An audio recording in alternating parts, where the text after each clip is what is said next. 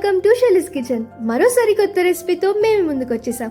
అదేనండి ఈ mixed dal healthy snack. మరి ఇది ఎలా చేసుకోవాలో చూసేద్దాం రండి.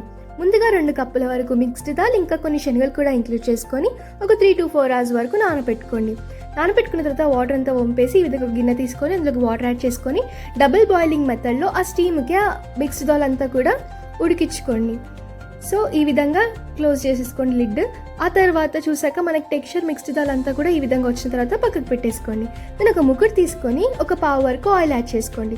దెన్ అందులోకి ఒక స్పూన్ వరకు పోపు దినుసులు యాడ్ చేసుకున్న తర్వాత ఈ విధంగా కట్ చేసి పెట్టుకుని ఉల్లిపాయ ముక్కలు, పచ్చిమిర్చి ముక్కలు, కరివేపాకు యాడ్ చేసుకొని ఒకసారి బాగా మిక్స్ చేసుకోండి.